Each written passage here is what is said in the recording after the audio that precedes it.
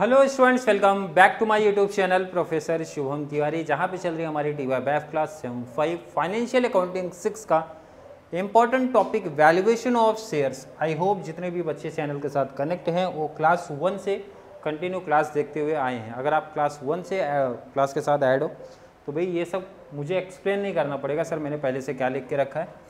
हर एक बच्चे को पता होना चाहिए सर मेन एग्जाम में दो मेथड हमारे पूछे जाते हैं। इंट्रिंसिक वैल्यू मेथड, जिसमें हम लोग करते क्या है सर, असेट्स में से माइनस कर देते हैं आउटसाइडर लायबिलिटी, देन माइनस करते हैं प्रेफरेंस शेयर कैपिटल, मिलता है हमें amount available for equity shareholder, divide मैं कर दूंगा नंबर ऑफ शेयर से तो वैल्यू पर शेयर मिल जाएगा।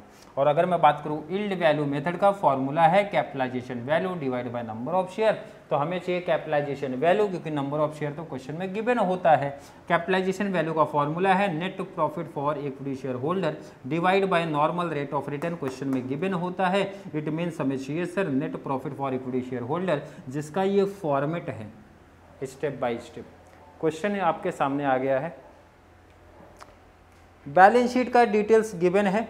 पहला इंफॉर्मेशन बता रहा है भाई फिक्स असेट एंड गुडविल का रीवैल्यूड है 7,50,000 एंड 1 लाख।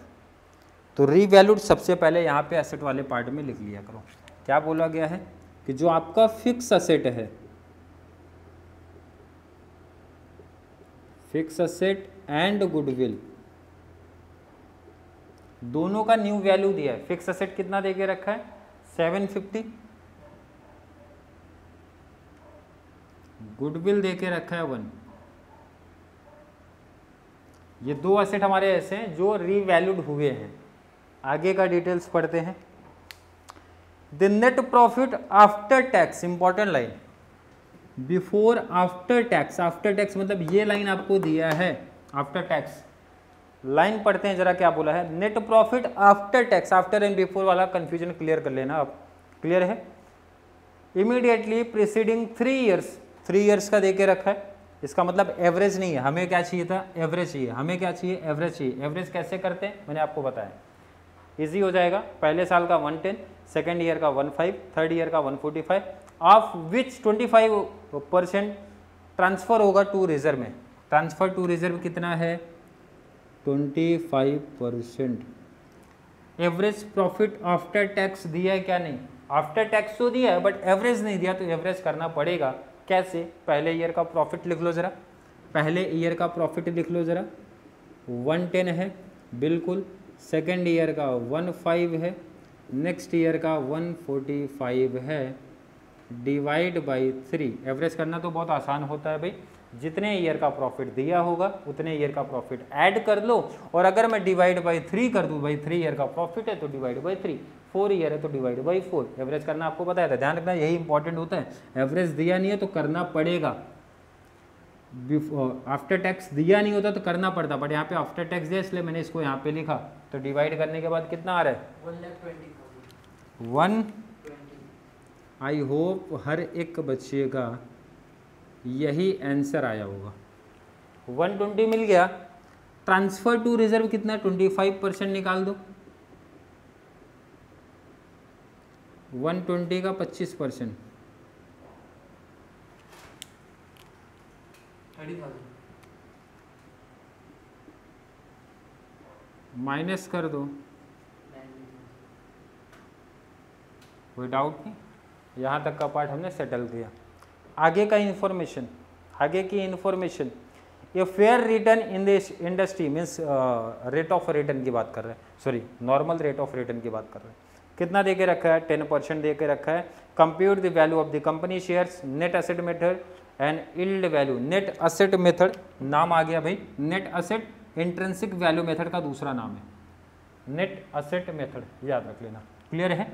चलिए बात करेंगे और क्या डिटेल्स अभी देके रखा था, sorry normal rate of return कितना है 10%, तो इसकी जगह पे नॉर्मल रेट ऑफ रिटर्न कितना देके रखा है 10। चलिए सम को करते हैं सॉल्व। अब चाहे पहले इसको सेटल कर लो इस मेथड को, या फिर इसको सेटल कर लो, इसको ही सेटल करके हटा देते हैं। प्रेफरेंस डिविडेंड मतलब प्रेफरेंस शेयर कैपिटल दिया है क्या क्वेश्चन में, देख लो जरा पे। प्रेफरेंस शेयर कैपिटल नहीं दिया, इग्नोर कर दो, मतलब यहाँ पे खाली रख दो, और यही 90 कॉपी हो गया हमारा। कोई डाउट नहीं किसी बच्चे को। अगर प्रेफरेंस शेयर कैपिटल दिया होता तो जो भी रेट दिया रहता है 8% 10% उतना डिविडेंड निकालते थे और माइनस करते थे, नहीं दिया तो खाली रख दो। 90,000 आ गया तो net profit for equity share capital कितना मिला 90,000 मल्टीप्लाई 100 डिवाइड बाई 10 कर दो, कितना आ रहा है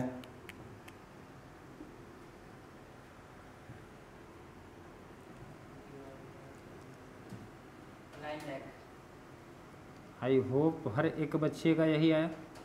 देखो ना वैल्यू पर शेयर क्या बता रहा है, कैपिटलाइजेशन वैल्यू कितना मिला। चलिए यहाँ पे बात करने वाले हैं number of share. Number of share के लिए इंपॉर्टेंट कॉन्सेप्ट है, क्योंकि यहाँ पे ध्यान रखो क्वेश्चन देखो ना क्या बोला है, share capital issued equity share of 10 each ₹8 paid up. अब यहाँ पे क्या बोला है ₹8 पेड अप, तो यहाँ पे जो अमाउंट दिया है वो पेड अप का दिया है। फेस वैल्यू कितना हमारे पास 10 का है, मतलब 2 बैलेंस है ना भाई, तो इसका मतलब है नंबर ऑफ शेयर में बहुत सारे बच्चे गलती कर देंगे।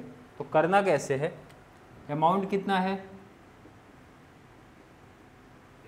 डिवाइड बाई कितने से करना है 8 से। 8 से क्यों, क्योंकि 8 पेड अप है ना, जो पेड अप है भाई उसी से डिवाइड करना, कितना आ रहा है 1 लाख। तो ये चीज़ इंपॉर्टेंट है और नई चीज़ हमारे लिए आई है कि जब पेड अप का जो कॉन्सेप्ट आएगा तो जितने भी वैल्यू है डिवाइड बाई पेड अप, क्योंकि वो पेड अप का अमाउंट दे के रखा है तो उससे नंबर ऑफ शेयर हमारा निकल जाएगा इजीली, कितना और डिवाइड कर दो तो यहाँ पे इजीली आंसर मिला 9 पर शेयर। क्लियर समझा। न्यू कॉन्सेप्ट क्या था, यहाँ पे नोट कर लो, स्टार मार्क कर लो, हाईलाइट कर लो, ताकि याद रहेगा नंबर ऑफ शेयर। यहाँ पे थोड़ा सा न्यू कॉन्सेप्ट बना था, नोट कर लेना इसको। अब ये अगर कॉन्सेप्ट क्लियर है, इंट्रिंसिक वैल्यू का कॉन्सेप्ट तो हमारा इजी है। री वैल्यू नई वैल्यू असेट का लिख लिया करो, बाकी जो असेट बचेंगे कॉपी कर लेना। असेट में बचा कौन है क्वेश्चन अगर देखता हूँ मैं, फिक्स असेट लिख चुका हूँ, गुडविल लिख चुका हूँ, करंट असेट आएगा। क्या रहा है current asset, current assets. Current asset का बुक वैल्यू की अगर मैं बात करूँ कितना दिया है 4,90,000। क्लियर समझा। अब यहाँ पे ध्यान रखना कुछ बच्चे मिस्टेक जो कर देंगे वो है डिस्काउंट ऑन डिबेंचर दिया है, वो हमारा फिक्टिशियस असेट्स का पार्ट है। ध्यान रखना है असेट रिकॉर्ड करते टाइम बहुत रट्टाफिकेशन नहीं करना है, ये चीज़ें ध्यान में रखना कि अगर कोई असेट की न्यू वैल्यू दिया है तो न्यू वैल्यू पे रिकॉर्ड होगा, अगर कोई असेट न्यू वैल्यू दिया तो न्यू वैल्यू नहीं दिया तो किस पे रिकॉर्ड होता है हमारा बुक वैल्यू।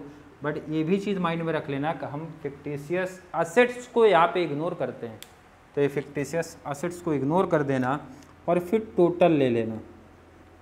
टोटल जो आएगा ए कितना आया टोटल 13,40,000। कोई डाउट नहीं किसी बच्चे को। टोटल में माइनस करते हैं, इसमें से माइनस करना है आउटसाइडर लायबिलिटीज, आउटसाइडर लायबिलिटीज। अब यहाँ पे भी याद होना चाहिए कौन सी लायबिलिटीज को हम इग्नोर करते हैं। इक्विटी शेयर कैपिटल हटा दो, प्रेफरेंस शेयर कैपिटल हटा दो, जितने भी रिजर्व है हमारे उनको हटाना है। बचेगा क्या करंट लायबिलिटी और 10% डिबेंचर। पहले लिखो यहाँ पे करंट लायबिलिटीज और 10% डिबेंचर। करंट लायबिलिटी के बाद क्या दिया भाई 10% डिबेंचर। तो करंट लायबिलिटी की जब मैं बात करूंगा क्वेश्चन में कितना मेंशन है 30,000, डिबेंचर कितना है नहीं करंट लायबिलिटी सॉरी 250 है ना 250। करंट लायबिलिटी कितना है और 10% डिबेंचर कितना, दोनों का टोटल कर लो, दोनों का टोटल कितना है। इस टोटल को नाम दिया था ए और इस टोटल को नाम देना है। अब ध्यान रखना फाइनल आंसर लिखने से पहले ज़रा देख लेना, मीन्स माइनस करेंगे 1340 से 350 माइनस करेंगे, बट उससे पहले देखना प्रेफरेंस शेयर कैपिटल दिया है क्या बैलेंस शीट में। क्वेश्चन में प्रेफरेंस शेयर कैपिटल नहीं दिया है, तो सीधा फाइनल आंसर जो माइनस करने के बाद आएगा वो हमारा आता है amount for equity share holder, कितना ए माइनस बी बट अगर प्रेफरेंस शेयर कैपिटल दिया होता तो यहाँ पे लिखते हैं amount available for share holder, equity हटा देते शेयर होल्डर, देन माइनस करते प्रेफरेंस शेयर कैपिटल, फिर आंसर आता इक्विटी शेयर होल्डर। कितना मिला 990 लिख दिया, divide by number of share already निकाल के बैठे वहाँ पे, कितना आया 9.9 पर शेयर। क्लियर समझ में आया क्या नया कॉन्सेप्ट था? अगर मैं सम की बात करूँ, हर सम में ध्यान रखना एक से दो चीज़ें न्यू सीखने मिलेंगी। पहला तो फिक्टिशियस असेट्स को इग्नोर करना है। सेकंड चीज़ है ये जो पेड अप का जो कॉन्सेप्ट है, तो amount divide by paid up वाली लेना, फेस वैल्यू नहीं लेना। तो नंबर ऑफ शेयर का कन्फ्यूजन नहीं तो गलत है, अगर नंबर ऑफ शेयर गलत हो गया तो आपका फाइनल आंसर ही गलत आएगा। क्लियर कॉन्सेप्ट है, आई थिंक हर एक बच्चे का क्लियर कॉन्सेप्ट है, नोट कर लो, किसी बच्चे को नोट करना है तो।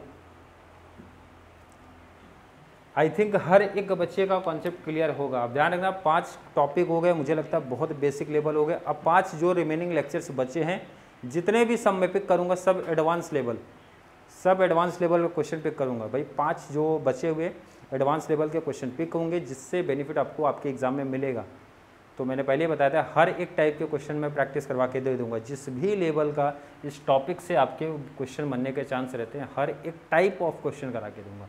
क्लियर है? आई थिंक हर एक बच्चे का कॉन्सेप्ट क्लियर है। फिर भी किसी बच्चे को आज की क्लास को लेकर कोई भी डाउट, कोई भी कन्फ्यूजन क्रिएट होता है तो ज़रूर नीचे कमेंट में ऐड करें, या फिर कॉन्सेप्ट क्लियर है, वीडियो आपको थोड़ी सी भी हेल्पफुल लग रही है तो वीडियो को ज़्यादा से ज़्यादा TYBAF वाले बच्चों को ज़रूर शेयर करें, ताकि उनको इस चैनल से बहुत सारा बेनिफिट्स मिल सके। तो चलिए मिलेंगे अगली क्लास में, जहाँ पे बात करने वाले हैं बहुत ही अच्छे सम्स की।